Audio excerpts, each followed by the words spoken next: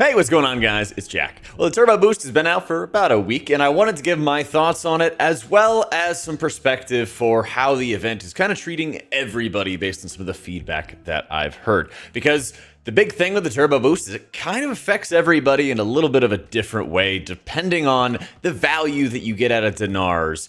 And very soon, we're going to have the horrific visions and how much you're going to enjoy those, farming up corruptions.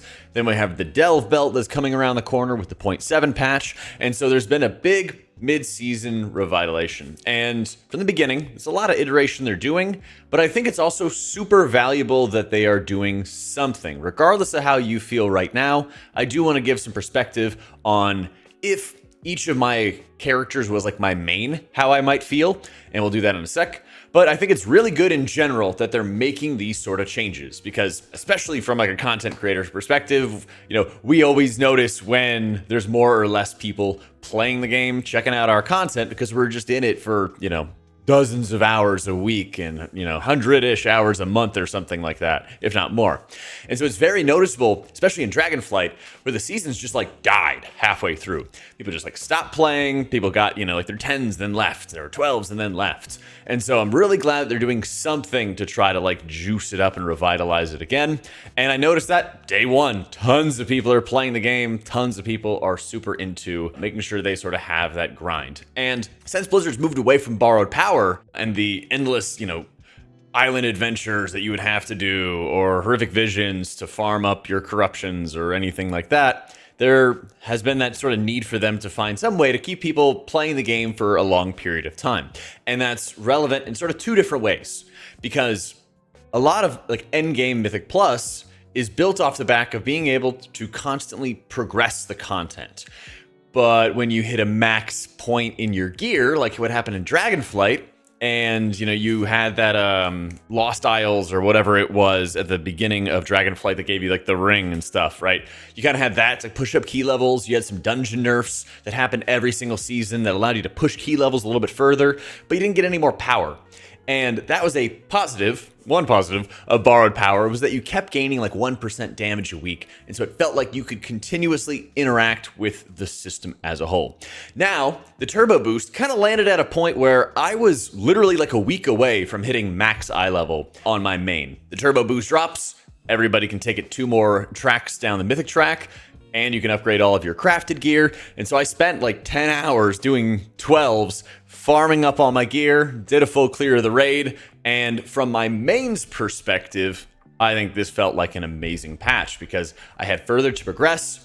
The sort of like slow wall of M+ was kind of rapidly approaching for a lot of the people I've been like doing keys with. My IO had kind of stagnated for a couple weeks as well, and this sort of rejuvenated me to push higher keys. And even though it's a system that is endlessly scaling, it's not like the 18s that I've been doing lately feel like the 16s or 17s before.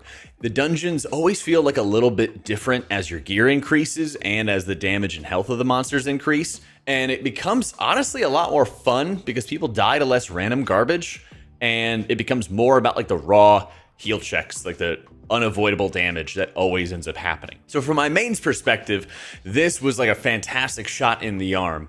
The dinar system, obviously, when you raid all the time like I do, we finished World 39th. I had my pick of the litter to find what items that I wanted, and it felt fantastic.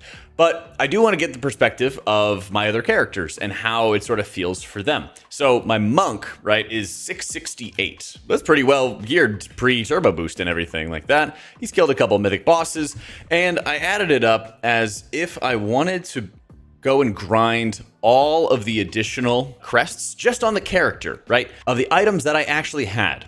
I do need 440 gilded crests, which would come down to 22 12 Mythic Plus runs in order to fully upgrade the gear that I have access to right now.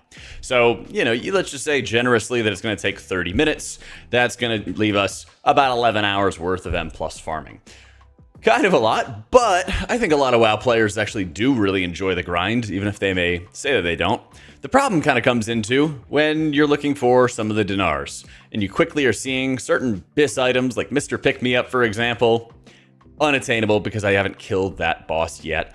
on this character. And so I think I'm going to be able to bring my monk into our main raid to go get this kill later on down the line. But if I was somebody who had the monk as the main, and I'm sitting there waiting for the next kill and kind of sitting on the dinar and not able to actually trigger an instant sort of purchase for it, kind of bums me out. And this is where obviously people have talked about like the warbound value of it, but especially when this turbo boost event is built off the back of like, get that item you want, go get that resource and just go. I honestly would not have minded if like the first item that you got or something would just be whatever it is that you wanted. I think maybe it'll feel a little bit better if they institute this system long term, and then that way people can sort of set their goals with the expectation that they want to go and kill a certain boss for a mythic quality item.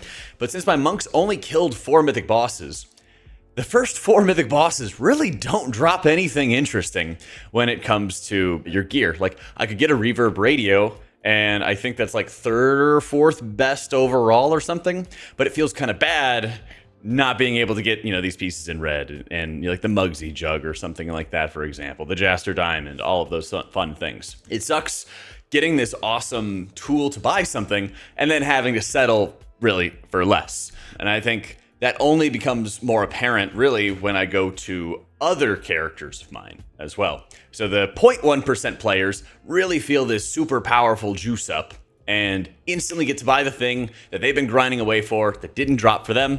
In my position, it was the Jaster diamond. For my monk's position, I kind of have to hold on to my dinar, wait to kill the boss, and then I'll be able to purchase it. And I sort of have to make like a game plan around that. But for some of my other characters, they haven't gotten into Mythic at all.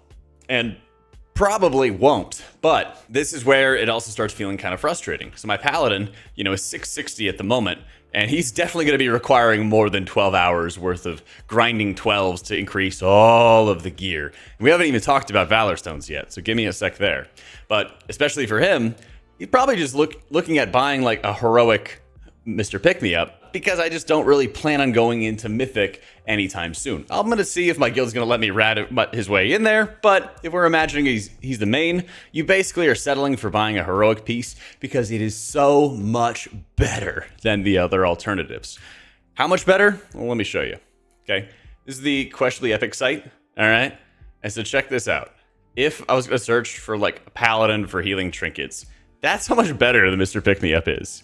On heroic even, okay?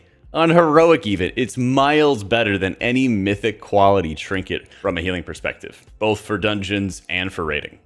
That's obscene. And then, you know, the next best dungeon trinket is Blazicon Wax, but the next one is like 6th. It's like you would rather craft or something like that instead, which feels insane to me. And so that's a big point, I think, of frustration for people is the balance of the trinkets and the balance of things that you're actually able to buy, and having to convince people that like, hey, this heroic trinket, even though it feels bad to buy a lower eye level, is actually super freaking good. So I'd say from the beginning, the Turbo Boost really has very disparate rewards for players and a very different feeling of being like really rewarded, kind of rewarded, or just not so much at all, especially for those who I view as kind of like the Mythic Plus mains, but they still want to competitively do like heroic just to get the gear that they want. That I think is a massive pool of players.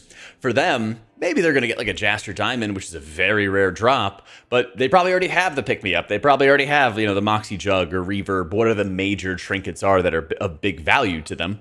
They kind of already have those things.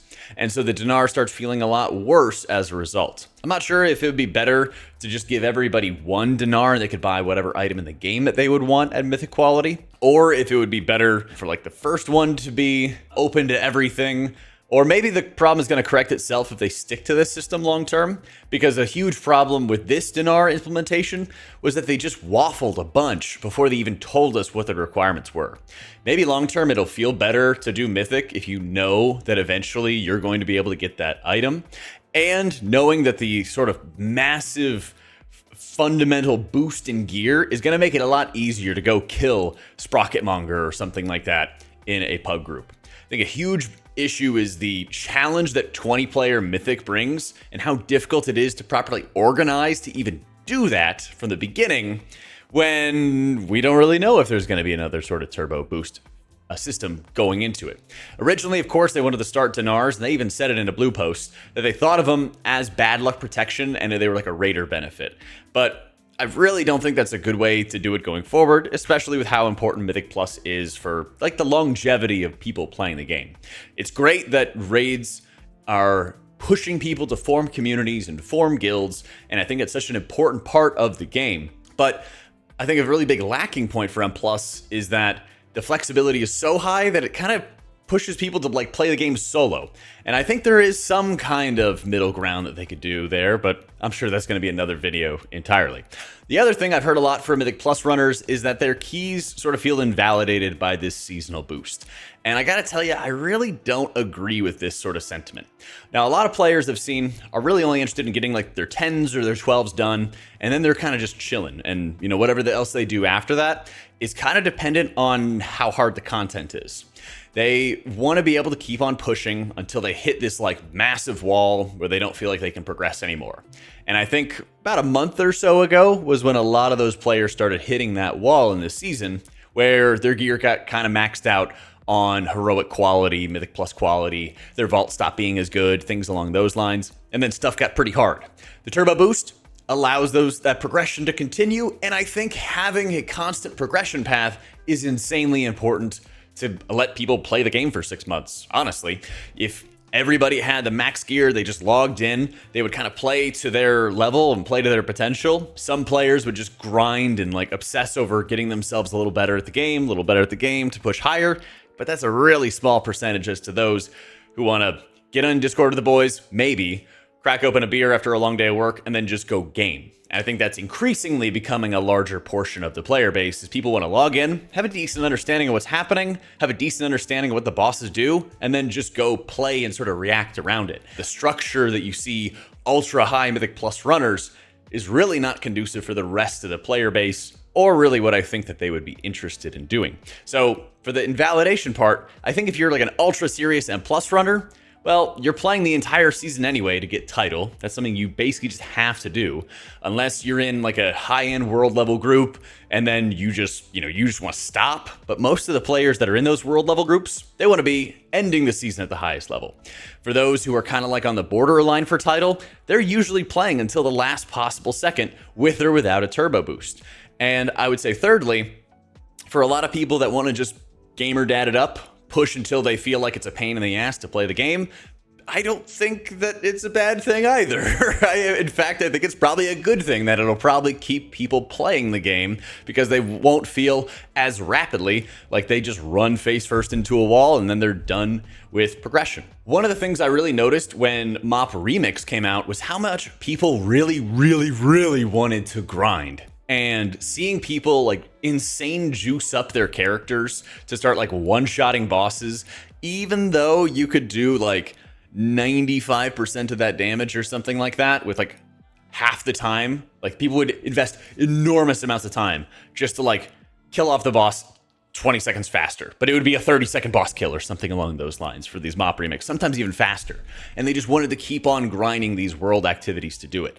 I think it's a reflection of how much WoW players enjoy being able to do these grinds to increase the power of their characters, and how they want to make sure they can at least feel like they're at a competitive level quickly, and then if they want to keep on grinding, they can sort of keep on grinding. And the turbo boost, I think, is a good example of that, where, like I brought up my Pally and I brought up my Monk. They're around 660, which feels pretty fine to do your 12s in. I don't ever really feel like there's an issue whatsoever. But if I wanted to try to push 15s and onwards on those characters, I'd need to take them from that 660 level and then bring them into the 680s. You could do that. You just start investing dozens of hours into it, and you will be able to deterministically reach that level. One of the problems is, I think that Blizzard is really shooting themselves in the foot by not making better ways to grind Gilded Crests and Valor Stones as well. First, I think Valor Stones are stupid. They shouldn't exist, but if they insist on keeping them that way, there needs to be some more interesting ways to farm them. If you haven't already, you can bring somebody who gets IO from your dungeon, and that will actually trigger 50 extra Valor Stones for your group. That's a pretty decent way, especially if you're already farming the Gilded Crests. You get, I think it's 3 rounds of Gilded Crests from tier 11 vaults. That's pretty nice too. But what I gotta tell you is underutilized is Valor Stones from World Quests. Now, you have the Radiant Echoes that you can like cash in after you have like your World Quest activities and stuff and, you know, kill some monsters and get you some Valor Stones. But the conversion rate feels terrible. and I look at some of these World Quests that have some offerings and everything along those lines, and if any of them ever would decide to pop up for it, I'll be able to show you. A lot of these feel like they're awful. 27 Valor Stones to assist the Arathi. Why? I don't get it. You go into, let's see, like Ringing Deeps, and you get 37 Valor Stones. Whoa! Oh my gosh, 11 Valor Stones. Like, I don't get why they don't want Valor Stones to have like some good rewards. You could do the like boxes and everything like that for the zones, and that gives you, I don't know, like 200 or 300 or something like that.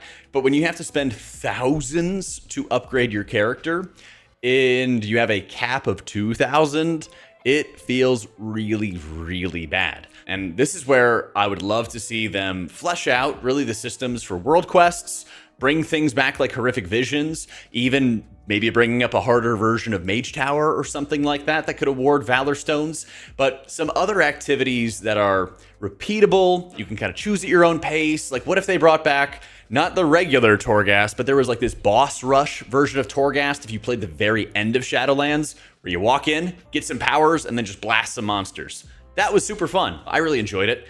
And even if you didn't, I think it's good that they should have better options for how you could acquire them.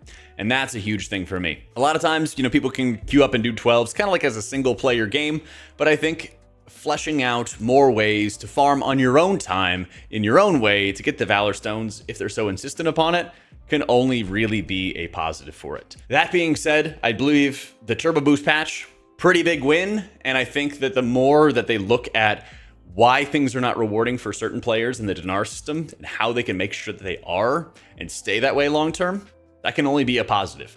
I do think this system should continue to exist and needs to continue to be iterated on and, you know, figured out and fleshed out more for the game to really thrive. And if they get it right, it could be a huge difference maker to make the game really thrive, because it's tough to do the same 8 dungeons for 6 months while we wait for the new season. But they've kind of shown that we can't just keep pumping out, you know, they can't have 16 dungeon seasons or something like that, as much as we would love it. They can't have, you know, a million raids. You know, they're probably only going to do 2 raids a year and everything like that. They've sort of fell into that schedule, which is awesome, especially if you played long term, where like you didn't know if it was going to be 6 months or 4 months or 8 months or something until the next raid came out. Awesome dub.